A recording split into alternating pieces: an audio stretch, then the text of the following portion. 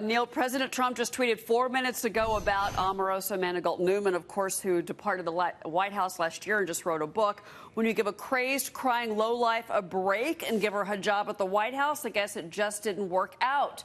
Good work by General Kelly for quickly firing that dog. It's already got nearly 2,000 retweets and about 4,500 likes, Neil. And one of the tapes, he expressed surprise, I think, Cheryl, that she had been fired by General Kelly. But yeah, and one of the tapes that was between the two of them. Sad to see her go, or he didn't love that she was leaving. Seems a little bit different now, doesn't it? Yeah, it does. Well, I'm sorry. I knew you wanted to squeeze that tweet in there, so we did. Well, I'd be delighted, although, again, you just wonder, dog? What is he thinking? Doesn't he know he's president? What do you think of these tweets? They go with no abandon, on and on. Well, I think, the best light I could shine on it, Neil, is that he is himself. That's Donald Trump. That's what he's thinking. I just wish that the impulse controls were a little stronger. And I think that it's offensive when, even though she is not someone who you would consider a Trump supporter at the moment, she's turned on him. You could call her all like traitor, betrayal. But I don't know why you would stoop to the level of calling somebody a dog, and especially in a situation where his language often, he knows how people are going to react. So is it intentional? I don't know. I just think it's not good. Yeah, and I was thinking, you and I mentioned it before, but she taped him. Michael Cohen, his former personal lawyer, taped him. Why did they do that? God, if I know. I don't mean to put you on the spot. I think it's just the kind of culture of the moment. It's kind of like, a reality show White House. That's just the way people operate. But doing it in the Situation Room, that's a major issue, especially for our foreign intelligence partners. I thought alarms went off if you did that. Well, in the Situation Room. I thought you couldn't even bring the phone into the Situation Room. But so the question is, was General Kelly just using that as a private space to fire somebody? By the way, do you think that exchange, she said, was threatening? Omarosa was threatening. It seemed pretty perfunctory. Yeah, I mean, maybe. She said she felt as if she was being held prisoner. I don't know how that works. I don't know if you can I guess you could secure the door and not let people out. But, again, that's in her opinion. I don't know that that's the normal circumstance as a reporter. I've just walked through the Situation Room, and nobody said, hey, you can't get out of here or anything like that to me. But I bet they have all sorts of James Bond-type devices in there. But you and I are old enough to remember, presidents taping those who came to the White House. Yes. Now the people going to the White House are taping the president. Well, but it's worse than that if they're taping each other, right? So it's like there's no sense of trust or camaraderie. That's what's alarming to me, because that's supposed to be a team. But the president has also suggested that he's taping people, right? Yes. He suggested that he was taping Comey. So that's why I said it's just kind of, it's the world they operate in. I mean, when you bring someone like Omarosa into the White House, that's the kind of behavior that you're going to get. And what was Omarosa doing in the Situation Room to begin with, right?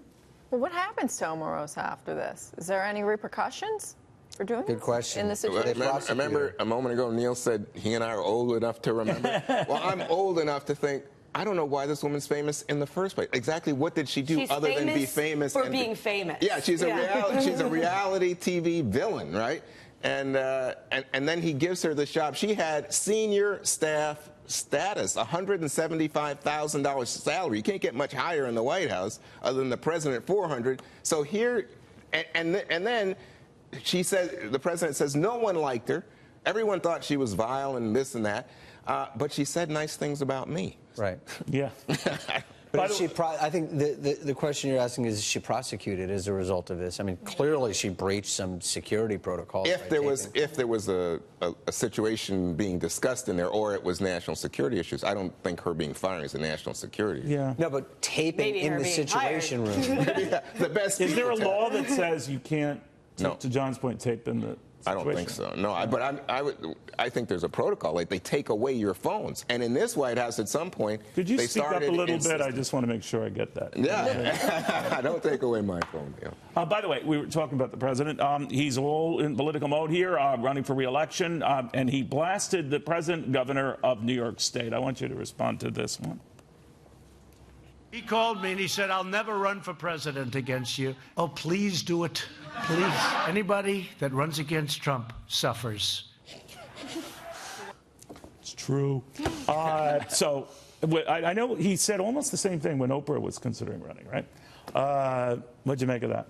It's going to be a crowded field, whoever runs against him. Wow, I was interested in the idea that he thought he could win as governor of New York, because this is a pretty blue state, New York.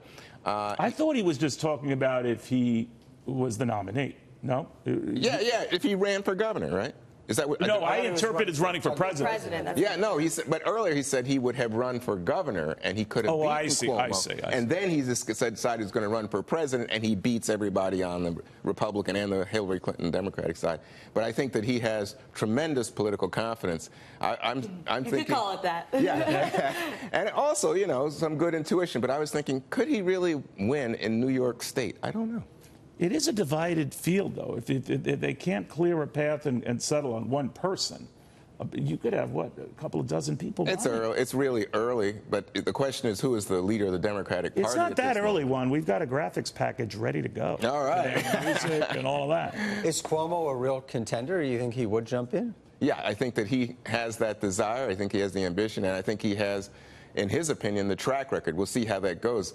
The question is he sufficiently combative and attractive to the rest of the country to really pose a threat? Is that what you need? Do you need a combative personality who punch back full heavyweight mode with the president? Right. And, I mean, to me, Omarosa, even though I think she has zero credibility, and I wouldn't read this book, I wouldn't buy this book, she is in full combat mode with President Trump at the moment, and it's captured national attention, TV attention especially, in a way that you wouldn't anticipate. You need that element if you are going to go into the schoolyard with Donald Trump. There's going to be no higher ground in 2020. It's going to be a schoolyard fight. I think, and look at the, you know, it's always true that ads, especially negative ads, have tremendous power, opposition research and the like, but wow, 2020 is going to go nuclear. And the question is, where's the passion going to be in the Democratic Party? Is it at the hard left side, the socialist side, or is it the Bidens and all who worry that is going too far afield? Well, I mean, to me, what you look at is the record right now going into these midterms, even as we talk about the far left, Alexandra Ocasio, right. You know where the power is in sort of mainstream Democratic Party, and especially women who are doing well in these congressional districts. All right, buddy, thank you very, very much. Nice to see you all this morning. All right, Juan Williams.